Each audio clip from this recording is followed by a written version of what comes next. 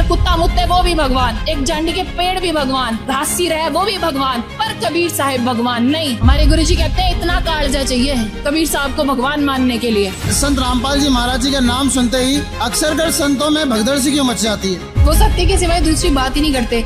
ऐसा वही है, आडम्बर ही नहीं है, बकवास तो इतनी भी नहीं है और झूठ तो बिल्कुल भी नहीं है। सच्चे ज्ञान को जन साधारण तक पहुंचाने की एक मुहिम शुरू करी। सिर्फ दे ही दे रहे हैं, ले तो कुछ रही ही नहीं, तभी लोगों को परेशानी है। तो कैरी ऑन। जैसे शादी में पंडित जी आते हैं और वो मुहूर्त भी निकालते हैं, जन्म पत्री भी मिलाते हैं, इसके बावजूद भी बहुत सारी घटनाएं हो जाती हैं। इसका क्या कारण है? बामन से तो बामन हाथ बच के चलना चाहिए। पहले बड़े बुड्ढे क्या करते, नाश पे तुल रे कतई जमा नाश कर रखा है इन्होंने। पंडित जी को सबसे पहले बैठा लो वहीं और फिर दे कुटम और दे कुटम। जैसे उसकी गैल हुआ थारी गैल, तम भी तो देखो संस्कार जुड़वाण वाले सबसे पहले तम थे। भाई पैसों को फूको मत, लड़कियों को पढ़ाओ, उन्हें एजुकेटेड करो, उनको उस बात पे लगाओ कि वे कुटे ही ना। जितने बोल्डली आप बोलते हो इन धर्मगुरुओं के खिलाफ, ऐसा तो नहीं होगा कि कहीं आपका आना जाना ही बंद हो जाए? We have the right to speak ना। विचार तो हम लोग रख सकते हैं अपने, हाथा तो नहीं चलाए, हिंसा तो नहीं करी, पब्लिक इकट्ठी करके मरवाई तो नहीं। यहाँ देखो कितनी संगत है, माड़ा किसी के पैर में भी चोट लगी हो, अब मेरे से भुगते हो, जलते हो, मेरा आना बंद करवाते हो, थर जो जी मांगता हो वो कर लो। लेकिन चौधरी साहब तुम्हारी इस बात को मानेगा कौन?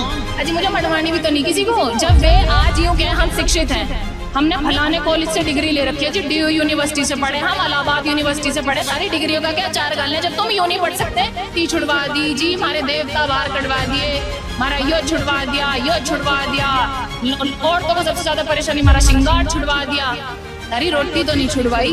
और मुझे पैसे नहीं दे रखे, लोग सब चाहे पैसे दे के बोल रहे हैं, मेरी दोनों जेब खाली है, ठीक है, सिवाय एक काउंटर के कुछ नहीं है, पैसे कोई नहीं मिलते मुझे यहाँ, मेरे जी को सुकून और शांति मिले, जो रोग हमारे शरीर में है वे कटे। इतना बड़ा डॉक्टर कहीं मिल जाए तो बता दियो मुझे भी। आप अपने अपने धर्म के ग्रंथों को उठाइए और उनमें देखिए। गुरुजी ने तो दिन में भी लालटेन थमा दी हाथ में, रात की तो बात छोड़ दो, ये लालटेन है सारी की सारी हमारे चक्षु खोलने के लिए, ये दो बड़ी बड़ी आंखें खोलने के लिए कि इधर लिखा है। आप अपने अपने धर्म के ग्रंथों को उठाइए और उनमें देखिए। नमस्कार दोस्तों, मैं हूँ Suraj Sharma Samadhiya and you are watching ऐसे न्यूज चैनल।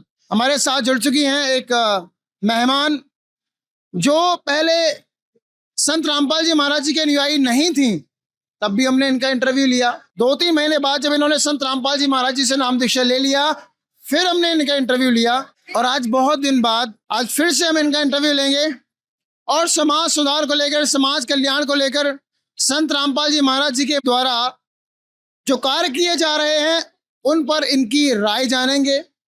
समाज द्वारा उनका विरोध किया जाता है, इस पर इनकी राय जानेंगे। कबीर साहिब जी के संघर्ष के बारे में जानेंगे, कबीर साहिब पर हुए अत्याचार के बारे में जानेंगे और फिर आप लोगों को निर्णय करना है कि ये कितनी सही है या गलत है। जी चौधरी साहब बताइए, क्या कहना चाहेंगे आप? आपने जब नाम दीक्षा नहीं लिया था तब भी हमने आपका इंटरव्यू लिया और ये एक कोई इंसिडेंट है कि आपने नाम दीक्षा ले लिया, फिर हमने इंटरव्यू लिया और ये तीसरी बार है। आज भी हमारे कुछ तीखे प्रश्न हैं और हम चाहेंगे कि उसका आप अपने हिसाब से, अपने अंदाज में उसका आंसर दें। सबसे पहले हम जानना चाहते हैं, कैसे हैं आप? परमात्मा की दया से जी बढ़िया है। क्या बदलाव है आपकी जिंदगी में जब नाम दीक्षा नहीं लिया था और नाम दीक्षा ले ली है, उसके बाद में अब क्या बदलाव आया है? सारा ही बदलाव है जी, वो तो इंटरव्यू में सबको दिख ही जाता है कि बदलाव क्या है। पहले अभी ने बोला था ढेर सारा सोना पहन रखा है, इसको कैसे छोड़ोगे, तो बदलाव तो वहीं से शुरू हो जाता है। जो एक तो बाहरी बदलाव होता है और एक अंदर वाला होता है। जो बाहर वाला होता है वो तो सब समझ लेते हैं कि भाई दिखावे वाला है, छोड़ दिया है, पर जो परमात्मा देख रहे हैं, जो अंदर से बदलाव आता है, यानी अब ऐसा लगता है कि भाई जगत वालों से तो मतलब दिल करता ही नहीं बात करने को, क्योंकि वो हम जैसी बात नहीं करते और मन भी नहीं लगता। अब तो बस उखड़ा उखड़ा सा हो गया है कि ठीक है, कोई आता है ठीक है और ना आए तो बहुत ही बढ़िया है। बस ऐसा लगता है कि बस अपने परमात्मा में समय मिले, भक्ति करें, सुमरन करें, सेवा करें, दान करें, बस, और अब इससे ज्यादा कुछ नहीं चाहिए। कबीर साहिब प्रकट दिवस मनाया गया। कुछ लोग कबीर साहिब जी को कबीर दास बोलते हैं, कुछ लोग कवि बोलते हैं, कुछ लोग उन्हें भगवान बोलते हैं, कुछ लोग उन्हें एक संत बोलते हैं। आप बताइए कबीर साहिब जी कौन थे? मैं लोगों से इतना ज्यादा इन्फ्लुएंस ना पहले कभी थी ना आज कभी हूँ। लोगों को जो कहना है उनको वो कह लें, उस बात से कभी ना फर्क पड़ा और ना कभी आगे पड़ने वाला है। सब जानते हैं कि परमात्मा परमात्मा ही रहेंगे। किसी के कह देने से कि वो भगवान है, वो संत है, वो कवि हैं, आज से 600 साल पहले क्यों इतने लोग पार नहीं हो पाए थे? सिर्फ इसी मानसिक उनकी दृष्टि की वजह से कि एक आदमी ही तो है, आदमी ही है, आदमी जैसा दिखने, हम लोगों जैसे दिखने वाले हैं परमात्मा। ये लोगों ने भूल बैठा ली कि उन्होंने इतना ज्यादा, क्योंकि अब जो इनके भगवान हैं, ठीक है हम भी उन्हीं में थे, वो जेवर पहने हैं, हाथों में गदा चक्कर मुसल खेटक न जाने क्या क्या। तो हमारे परमात्मा ऐसे है ही नहीं। हमारे परमात्मा वो है ही नहीं कि भाई इतना आडंबर या इतना सब कुछ लेके चले। एक साधारण से मनुष्य जैसा शरीर। उन्होंने कहा ना हमरा ही हुनियार है। किसने कहा? गरीबदास जी महाराज ने कहा कि हमरा ही हुनियार है, हमरा सिरजनहार, यानी बिल्कुल हमारे देखने जैसा, राजा के समान दर्शनीय है। जैसी आंख नाक उस परमात्मा ने हमें दी वैसी स्वयं उनकी है। तो मुझे लोगों से कोई फर्क नहीं पड़ता, वो उन्हें संत कहें, कवि कहें, भगवान कहें या फिर कुछ भी ना कहें। फिर परमात्मा को लोग निराकार क्यों बोलते हैं? आप तो कह रहे हैं हमरा ही होनिहार है, हमरा सिरजनहार। ये हमने तो महाकुंभ में हमारी टीम गई, महाकुंभ में हमने देखा कि सभी जितने भी साधु संत हैं परमात्मा को निराकार बताने में लगे हुए हैं। आप कह रहे हो परमात्मा साकार है। अब वही बात आ जाती है, फिर लोग ये कहते हैं कि पागल हो गई, ये एक ही बात को रिपीट करती रहती है। मैंने पहले भी यही बोला था, मूर्खों की गिनती अगर कहीं सबसे ज्यादा करी जाए तो वो हमारा देश है। क्योंकि अगर भेड़ चाल में लग गए, वहां क्या है, एक चल दिया तो सब चल दिए। इन साधु संतों ने तो हमारे देश का भट्टा बैठाना था और बैठा भी दिया। जो क्या ना परमात्मा संध्या आरती में बताते हैं कि छोड़ देना पचलियों की रीत छोड़ना ही नहीं चाहते।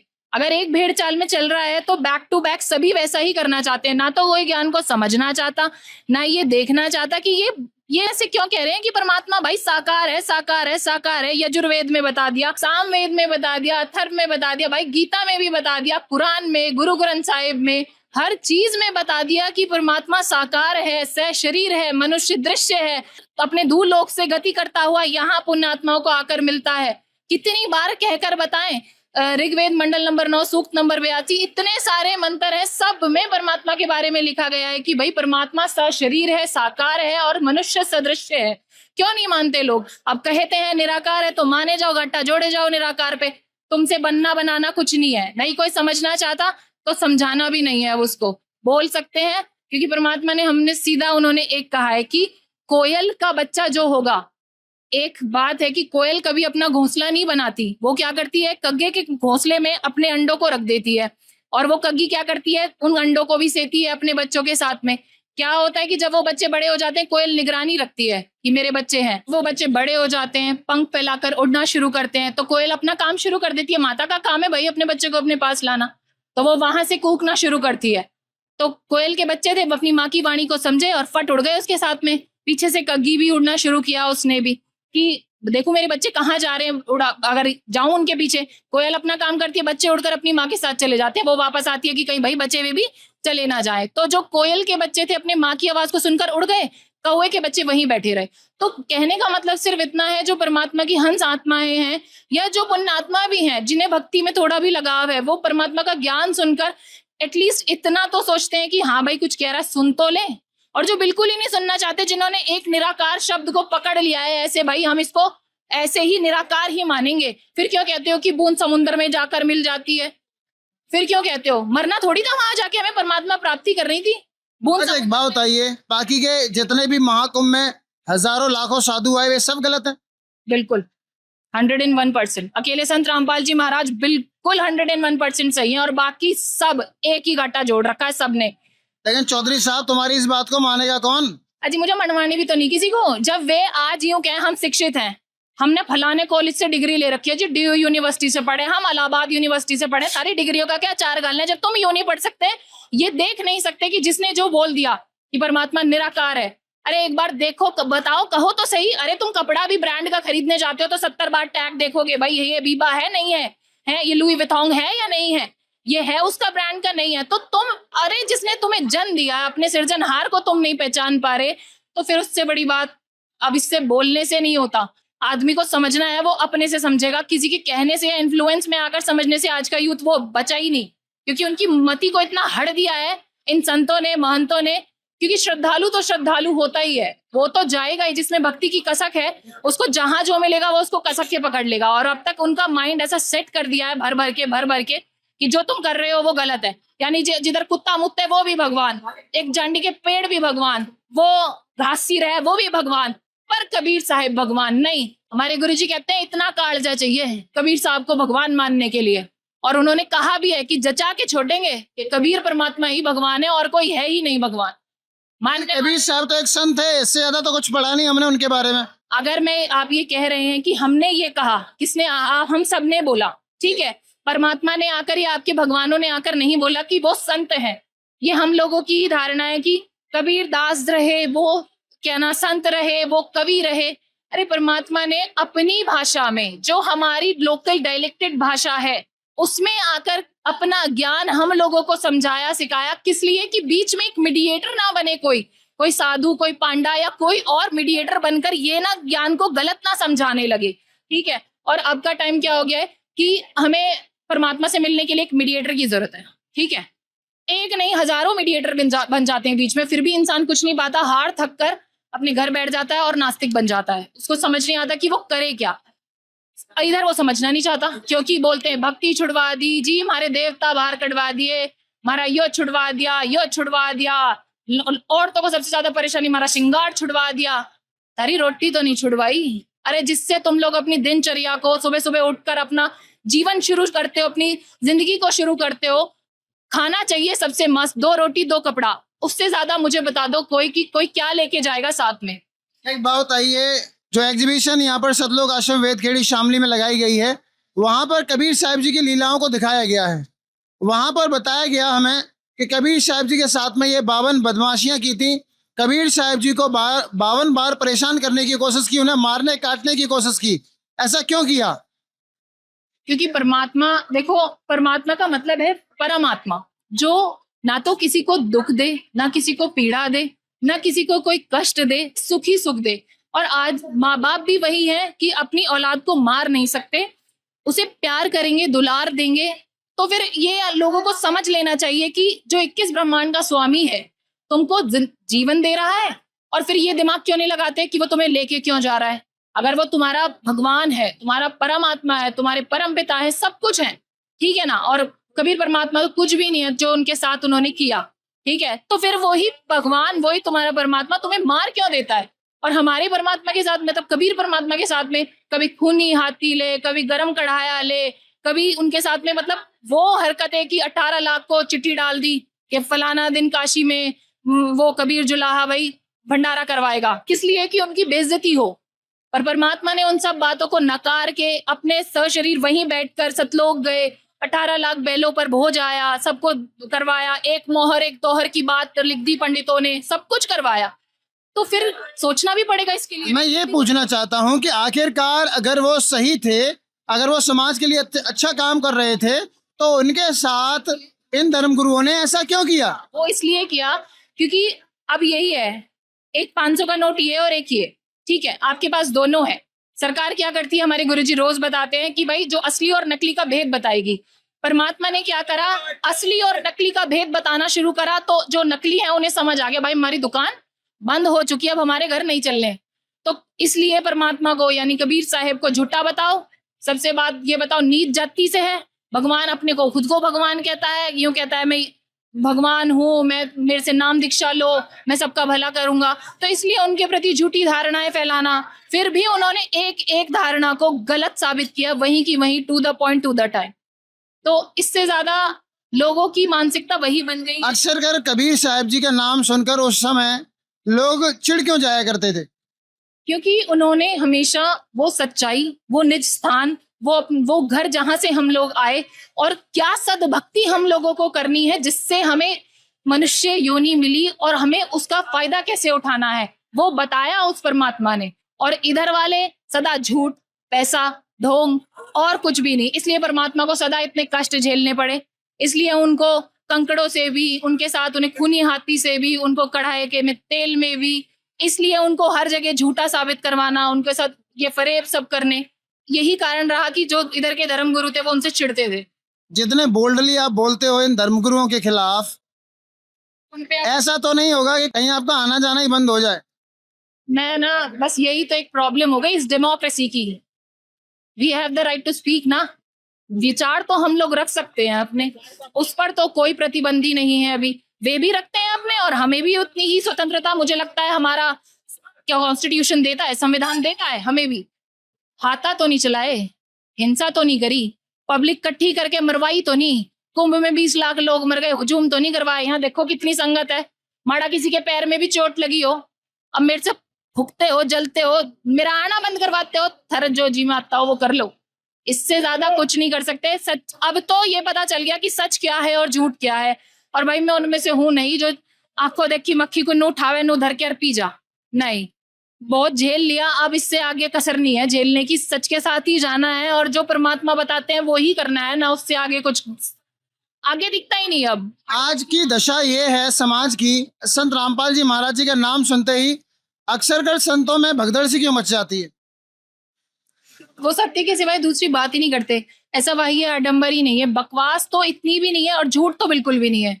इसलिए उन्हें लगता है कि भाई अब एक से अगर एक ने शुरू किया तो लोग लाइन लगाकर बोलेंगे, एटलीस्ट इतना तो सुनेंगे मुंह से शब्द क्या निकले, जो सामने वाला भी देखकर इतनी अफरा तफरी में आ गया कि भाई इसने बोल क्या दिया। इस सिर्फ एक यही कारण है, हमने कौन सा चाकू लाठी चला दी कहीं जाकर, सिर्फ एक सत्य बोलने पर ही तो ये इतना सब कुछ हो रहा है। और क्यों, क्या कर दिया गुरुजी ने, किसी की प्रॉपर्टी ले ली क्या? एक सच्चे ज्ञान को जन साधारण तक पहुंचाने की एक मुहिम शुरू करी और उसके सिवाय कुछ भी नहीं किया, सिर्फ दे ही दे रहे हैं, ले तो कुछ रहे ही नहीं, तभी लोगों को परेशानी है। तो कैरी ऑन। हम एक बात और जानना चाहते हैं, जिस तरह संत रामपाल जी महाराज कबीर साहब को परमात्मा बताते हैं, आज तक किसी संत ने कबीर साहब जी को परमात्मा क्यों नहीं बताया? आज से पहले किसी को पता भी तो नहीं था कि वेद 5 होते हैं, वेद भी तो 4 ही बताए आज से पहले। आज से पहले तो किसी ने ये नहीं बताया, ना किसी ने बताया तो छोड़ दो, पूछा भी नहीं कि भाई जिन्हें तुम पूछ रहे हो उनके माता पिता को जानते हो? भाई हम भी स्कूल में जाते हैं, हमसे पूछा जाता है कि what's your father's name and what's your mother's name and from where do you belong, पूछते हैं ना। हम इतने मंदबुद्धि लोग, ये भी नहीं पूछा, कुछ भी नहीं पूछा, जैसा बता दिया वैसे के साथ चल दिए। अरे हमारे गुरुजी ने तो 0 से शुरू करा है भाई, 0 से शुरू करके सब कुछ बताना शुरू किया। झूठ क्या बोल दिया उन्होंने? अरे परमात्मा को परमात्मा नहीं कहेंगे तो फिर कहना क्या है, तुम बता दो। एक बात बताइए, जैसे शादी में पंडित जी आते हैं और वो मुहूर्त भी निकालते हैं और वो जन्मपत्री भी मिलाते हैं, संस्कार भी मिलाते हैं, गुण भी मिलाते हैं, इसके बावजूद भी बहुत सारी घटनाएं हो जाती हैं, इसका क्या कारण है? अगर उन पंडित जी को सबसे पहले मेरी बात अगर सारे पंडित जी सुन रहे हो तो भाई पहले तो थर से राम राम दूर की बनी रहे, क्या बामन से तो बामन हाथ बच के चलना चाहिए। पहले बड़े बुड्ढे क्या करते, नास पे तुल रहे, कतई जमा नाश कर रखा है इन्होंने, ठीक है। मिला दिए तुमने, लोंडा लोंडी का ब्याह भी करवा दिया और 4 दिन पीछे तड़के फुट्टम कुट्टी हो के अरे जलगी लोंडिया फूक। इब जाओ संस्कार मिला के आओ, जीवा दो ने उस लोंडिया को। क्या मिलाया तुमने कुंडली, क्या मिला जी? 36 मिल गए सारे, फिर वह फूक क्यों गई, फिर कुटी क्यों हुआ? जब उसके सब कुछ गुण भी मिल गए थे, सारा सब कुछ मिल गया, भाई दहेज दे दिया गाड़ी भर के। पहले तो ये शादी वाली प्रथा खत्म हो जाए ना और लोग समझ जाए, भाई पैसों को फूको मत, लड़कियों को पढ़ाओ, उन्हें एजुकेटेड करो। आपको लगता है कि जिस तरह से एक इंजीनियर मकान बनाता है और अगर मकान गिर जाए तो इंजीनियर पर केस होता है, अगर पंडित जी ने विवाह कराया और 4 दिन बाद लड़की के साथ कुछ होता है या लड़की के साथ अत्याचार होता है और पंडित जी ने बोला था कि इसके संस्कार अच्छे हैं, इनकी कुंडली बढ़िया है, तो पंडित जी पर केस होना चाहिए? पंडित जी को सबसे पहले बैठा लो वहीं और फिर दे कुटम और दे कुटम, जैसे उसकी गैल हुआ थारी गैल, तम भी तो देखो संस्कार जुड़वाण वाले सबसे पहले तम थे। माँ बापू तो पीछे जाएंगे, माँ बापू तो बाहर का चोला देख सकते हैं ना, अरे भीतर वाले गुण तो तुमने मिलाए। 36 नहीं भाई, या तो एक ऊपर लिया है और जिसके नहीं मिलते या तो मांगलिक है, छोरा भी मांगलिक ही चाह, और नहीं तो फिर नू हो जाएगा, नू हो जाएगा, नू हो जाएगा। और होना तो भाई वो अगर अच्छा वेल एजुकेटेड लड़का है और जिसको इनकी लोड नहीं है, ठीक है ना। क्या बोला कि एक कपड़े में लड़की दे दो जी, और घर आते ही लाई नहीं स्कॉर्पियो, लाई नहीं, क्या चल अपने घर हो ले, वो एक लत्ता ठार जा अब अपने घर। तो सबसे पहले मैं तो पंडित को भी छोड़ दो, अरे जिसके साथ तुम फेरे लेकर आए हो, जब तुम्हें इसी रीति पर चलना है तो उसके माइंड को इतना स्टेबल कर लो। वैसे तो फोनों पे बैठकर सब बात पूछ लेते हैं, खाने में क्या पसंद, पहनने में क्या पसंद, घूमन कहाँ ले जाओगे, बाद में नू भी पूछ लो थप्पड़ चट्टू मारेगा नहीं मारेगा। वो चीजों से यहाँ छूट मिल रही है भाई। 17 मिनट में रमेणी विवाह हो जाता है बिना किसी दान के, दहेज के। घर से एक कपड़े में आए लड़की और एक कपड़े में ही चली जाए, ना कोई श्रृंगार, ना कोई झगड़ा, ना कोई डीजे, ना कोई बाराती, ना किसी का लफड़ा, कुछ भी नहीं। आओ शादी करो। अरे परमात्मा जोड़ देता है वो तो, ये इंसान कौन होते हैं जोड़ने वाले? एक जोड़ी कपड़े में यहाँ पर विवाह हो जाता है। What is the reason behind it? Why the follower of Sant Rampal ji Maharaj stopping the dowry system? What is the need of it? अरे इतना तो बता दिया, इस सारी क्या होगे। सबसे बड़ा तो यही है कि लोंडियों का बापू आधा कर्जे में जाले, चाहे वो मार के करोड़पति क्यों ना हो, चाहे अपने लिए उन्होंने हवेली ठोक रखी हो, लोंडी को डबल कोठी देगा, ठीक है ना। गाड़ी अगर उसके घर में स्कॉर्पियो है तो वो सोचेगा डिफेंडर देऊं, अगर उसके घर में ट्रैक्टर है तो सोचेगा इससे भी बढ़िया देऊं। सब कुछ देता देता बेचारा घुटनों पे हाल है। जब भी नहीं मानते अगला तो नोटों की तो चाहिए गड्डी इतनी ठाड़ी, अब जितना लोंडिया में वजन उतनी नोटों की गड्डी में तो तोड़ दो मुझे। तो फिर इसीलिए वही चीज को रोकने के लिए, एक तो ये कि लड़कियां मरे ना, दूसरी बात ये जो एक कुरीति है एक्सचेंज ऑफर्स वाली, हम इतना देंगे आप कितने में ब्याह कर देंगे, वो स्टॉप होएगी सबसे एक लार्ज स्केल पर, और हो भी रही है एक हद तक। जिन्हें समझ में आ रहा है ये स्टॉप हो भी रही है, पर जिनके माथे को एक ही बात चढ़ गई है वही करना है वही करना है, तो ठीक है भाई लगेगा, इससे ज्यादा नहीं। हमारी टीम हरियाणा में गई। हरियाणा में हमने देखा कि संत रामपाल जी महाराज अन्नपूर्णा मुहिम चला रहे हैं।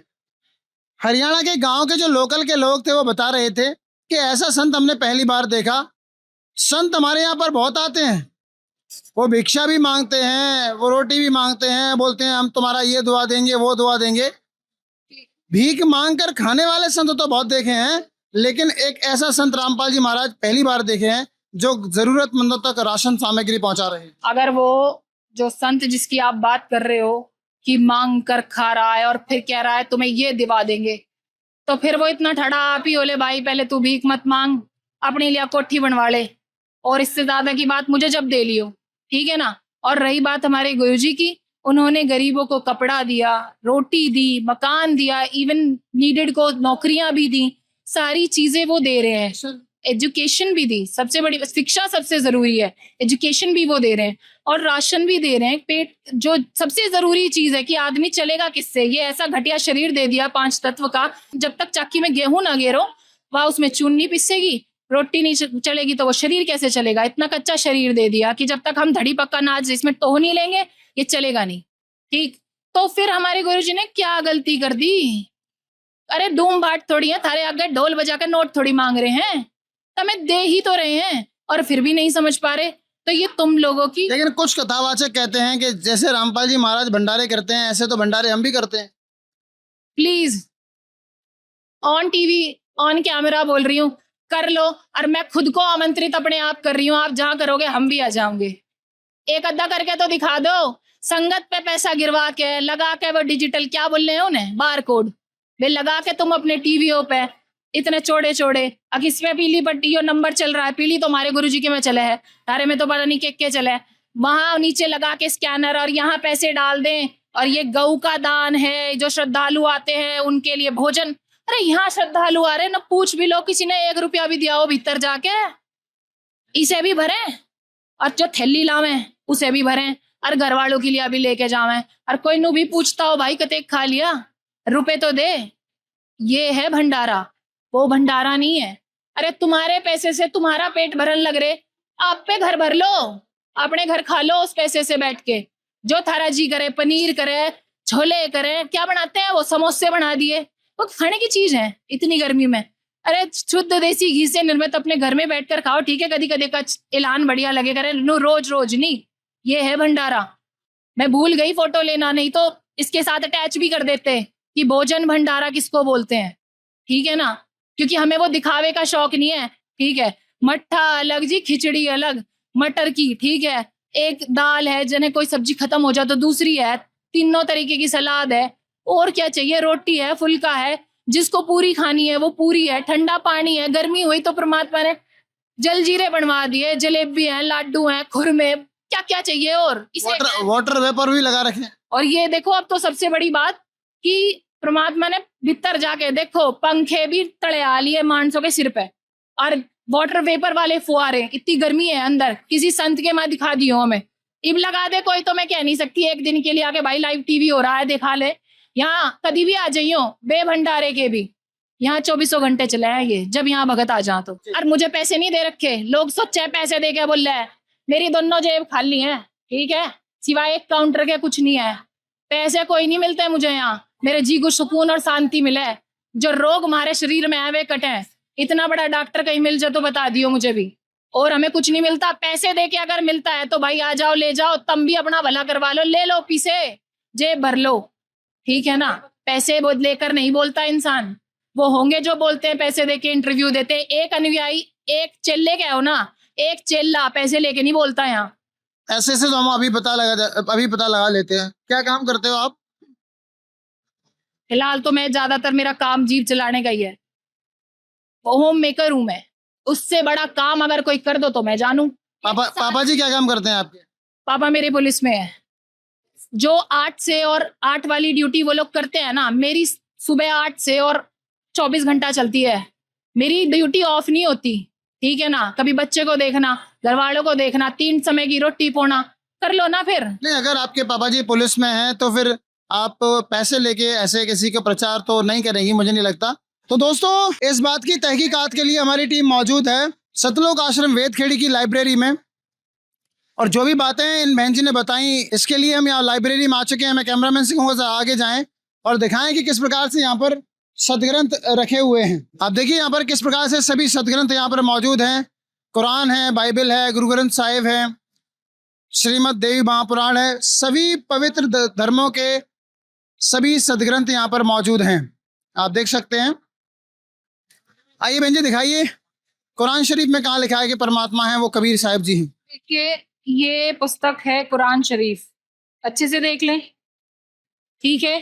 कुरान शरीफ है ये पुस्तक, और इसके page number, if I am not wrong, it is 607। यहाँ पर ये सूरत फुरकानी 25 आयत नंबर 52 से 59 में देखिए लिखा है, ए पैगंबर, उस जिंदा चैतन्य पर भरोसा रखो जो कभी मरने वाला नहीं, और तारीफ के साथ उसकी पाकी बयान करते रहो, और अपने बंदों के गुनाहों में वह काफी खबरदार है, जिसने आसमानों और जमीन को जो कुछ उनके बीच में है सबको 6 दिन में पैदा किया और फिर तखत पर जा विराजा। इसका मतलब परमात्मा साकार हुआ। बिल्कुल, यहाँ बताया ना कि भाई निराकार चीज कैसे किसी की रचना कर देगी और 6 दिन में रचना कर 7वें दिन कैसे तखत पर जाकर बैठ जाएगा अगर कोई निराकार वस्तु है। अगर मेरी अपीयरेंस यहाँ है ही नहीं तो आप मेरा वोकल, मेरी आवाज को कैसे सुन सकते हो, या ये कहो कि भाई ये बोल रही है, अपीयरेंस है। इसमें लिखा है कि बैठ गए वो। हाँ, तखत पर जा विराजे, विराजे का मतलब होता है बैठ जाना। 6 दिन में सृष्टि को संपूर्ण रूप से रचकर 7वें दिन तखत पर जा विराजे। आप ही की रिलीजियस होली बुक है ये कुरान शरीफ।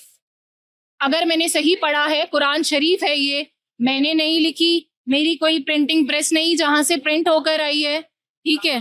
तो अगर आप इनमें भी नहीं देखकर समझ सकते, पहचान सकते कि परमात्मा साकार है या निराकार, निराकार वस्तु की कोई अपीयरेंस होती ही नहीं है। आप देखिए दोस्तों, यहाँ पर अन्य भी जो सदग्रंथ हैं वो यहाँ पर मौजूद हैं। अच्छा, एक बात बताइए बहन जी, जो संत रामपाल जी महाराज हैं वो अपने जो कार्यक्रम हैं उनमें इस प्रकार की धार्मिक लाइब्रेरी क्यों बनाते हैं? अजी एक बात बताओ, अंधेरे में अगर आपको लाइट नहीं मिलेगी तो किधर जाओगे आप? आपको रास्ता कैसे नजर आएगा? और भाई अंधों के आगे बेबात बीन बजाने का फायदा नहीं, क्योंकि उनको सामने समझ ही नहीं आएगा। गुरुजी ने तो दिन में भी लालटेन थमा दी हाथ में, रात की तो बात छोड़ दो। ये लालटेन है सारी की सारी हमारे चक्षु खोलने के लिए, ये 2 बड़ी बड़ी आंखें खोलने के लिए कि इधर लिखा है। मेरे गुरुजी ने कुछ नहीं लिखा, जो लिखा है आपके होली रिलीजियस बुक्स में लिखा है, और कहीं नहीं लिखा कुछ भी। आप अपने अपने धर्म के ग्रंथों को उठाइए और उनमें देखिए, उनको सजाकर अलमारियों में मत रखिए, वहां देखिए कि उनमें क्या लिखा है। अभी कुरान से मैंने आपको बताया, अभी ऋग्वेद है, ऋग्वेद से भी हम आपको दिखाएंगे। तो और इससे ज्यादा अब क्या करें, ढोल बजाएं, कैसे समझाएं? आप ही की पुस्तकों में लिखा है, मेरी गुरुजी द्वारा कोई भी पुस्तक इनमें से नहीं है। जो है वो वहां है, उसे तो आप देखना भी पसंद नहीं करते। ना जाने उसकी प्रिंटिंग अच्छी नहीं है या उसका जिल्द अच्छा नहीं है, सब कुछ अच्छा है और प्रमाणित ज्ञान है। ये ज्ञान गंगा मोस्टली वायरल्ड बुक है, जिसके पीछे कलेश भी बहुत ज्यादा हो जाते हैं। जो बहुत वायरल पुस्तक है ये ज्ञान गंगा और जीने की राह। लेकिन ये ऑथेंटिक है। जी बिल्कुल, ये बहुत ऑथेंटिक है और इसमें वो सारी बातें हैं कि अगर लोग ये बोलें कि भाई अब तो इसने हमारे इनसे दिखा दिया, अपना नहीं है, कुछ भी है, और आप ही के वेदों से, आप ही के कतेबों से, आप ही की रिलीजियस बुक से प्रमाणित है। इसकी भूमिका, किताब लेकर मत जाइए, रखिए मत, इसकी भूमिका में ही साफ साफ लिखा है पवित्र अर्थवेद से सृष्टि रचना का प्रमाण, ऋग्वेद से सृष्टि रचना का प्रमाण, श्रीमद् देवी महापुराण से सृष्टि रचना का पुराण। अरे भाई सारे तो लिख दिए, बाइबल से, गुरु ग्रंथ साहिब से, कुरान, वो एक और दूसरी बुक है इनकी मजीद कर वो कौन सी है, मैं नाम, हाँ दोनों है वो, वे कतेब हैं सारे, एंजल है, होली बुक, वो और भी है जो क्रिश्चियंस की हैं होली बुक, सभी की इसमें प्रमाणित ज्ञान, सृष्टि रचना सारा आपका प्रमाणित इसमें लिखा हुआ है। बस इतना कर दिया कि इतनी मोटी पुस्तक को इस जरा सी पुस्तक में, मैं इसका कोई प्रोमो या इसको प्रचारक के रूप में नहीं बता रही, मैं स्वयं पढ़ती हूँ इसको, और इतने प्रिंटिंग बेशक इसकी होगी 200-400 रुपए, पर गुरुजी ने आम जन साधारण के लिए मात्र 20 रुपए, जो आप लोग कद इकबाल को के लिए टॉफी चॉकलेट ले गए या कुछ और खा लिया उनमें खर्च कर देते हो, पर मात्र 20 रुपए की इस पुस्तक को लेकर पढ़ने में लोगों को इतने जोरे बोलते हैं हमारे घर उधर है। ये रखने से क्या फायदा है, इनको खोलकर उठाकर पढ़कर देखो कि वो परमात्मा साकार है, सशरीर है, राजा के समान दर्शनीय है। और वेदों में कहीं लिखा है कि परमात्मा राजाओं के समान दर्शनीय है। ऋग्वेद मंडल नंबर 9 सूक्त नंबर 82 मंत्र नंबर 1 में साफ साफ ये बात लिखी है। भाई संस्कृत अच्छी नहीं मारी, हम हिंदी में बताएंगे। अब ये देख लो आप, ऋग्वेद मंडल नंबर 9 और 10 पूरे हैं इसके अंदर, ठीक है, ये भी मैंने नहीं लिखी, ठीक है, महर्षि दयानंद कृत है ये। वो प्रमाण दिखाइए जहाँ पर परमात्मा को राजा के समान बताया गया है। ये रहा ऋग्वेद मंडल नंबर 9 सूक्त नंबर 82 मंत्र नंबर 1। मैं सही हूं ना रिपोर्टर महोदय, ये एक ही है ना? देखिए यहाँ लिखा है, जो सर्वो उत्पादक प्रभु, सर्वो उत्पादक का मतलब होता है जिसने सर्व जन को रचा हो, यानी सभी को, सर्व का मतलब होता है सबको, सर्व में आ जाते हैं मनुष्य नहीं, सारे जीव जंतु प्राणी, ये एंड्स इंसेक्ट एलिफेंट सब। सर्वो उत्पादक प्रकाश स्वरूप सद्गुणों की दृष्टि करने वाला, पापों के हरण करने वाला है, वह राजा के समान दर्शनीय है। देख लीजिए, जूम कर दीजिए इसको, राजा के समान दर्शनीय है और वह लोक लोकांतरों के चारों ओर शब्दमान है, यानी वो हर समय हमारे साथ भी है। तो दर्शकों आप इस चीज से देख सकते हैं, ये प्रमाणित होता है कि जो परमात्मा है वो साकार है, और ये इस बात को सदग्रंथों से प्रमाणित किया गया है। और फिर सबसे बड़ी बात यह है कि कबीर परमात्मा का प्रकट दिवस है, उन्हीं की वाणी एक मैं बता देती हूँ, जिसमें परमात्मा ने खुद बताया है कि भाई ना मेरा जन्म न गर्भ बसेरा, बालक बन दिखलाया, काशी नहर जल कमल पर डेरा, तहां जुलाहे ने पाया। ठीक है, वो ना तो माता के गर्भ से उत्पन्न होते हैं, ना वो कहीं किसी में आते हैं, वो सशरीर सतलोक से चलकर यहाँ आते हैं। और हर बार ऐसा नहीं कि सिर्फ इसी बार आए, सतयुग में सत सुकृत कह टेरा, त्रेता नाम मुनिंदर मेरा, द्वापर में करुणा में कहलाया, और कलयुग नाम कबीर धराया। तो परमात्मा हर बार हर युग में आए हैं हमें ये बताने के लिए कि भाई मैं किसी माता के गर्भ से पैदा नहीं हुआ हूँ, सशरीर आया हूँ। और मगर से ये झूठी पंडितों ने अफवाह फैला दी थी कि काशी में जो मरेगा वो स्वर्ग जाएगा और मगर से जो मरेगा वो नरक जाएगा। तो परमात्मा ने इस बात को भी झुटला दिया, मगर से सशरीर गए सतलोक के लिए, ये वहां ये धारणा भी खत्म कर दी कि मगर में मरने वाले नरक में जाएंगे। आप हमारे दर्शकों को एक सेंटेंस में बताइए क्या संदेश देना चाहते हैं। लास्टली मेरा सबसे यही है, मनुष्य जन्म दुर्लभ है, मिले ना बारंबार, और जैसे तरवर से पत्ता टूट गिरे और बहुर ना लगता डार, वैसे ही जैसे हम पेड़ से गिरे हुए पत्ते को एक बार टूट जाने पर वापस नहीं लगा सकते, एक बार मरने के बाद जरूरी नहीं है कि हमें दोबारा मनुष्य जीवन मिले और यही सद्गुरु मिले, यही सच्ची भक्ति मिले, यही सच्चा तत्व ज्ञान मिले।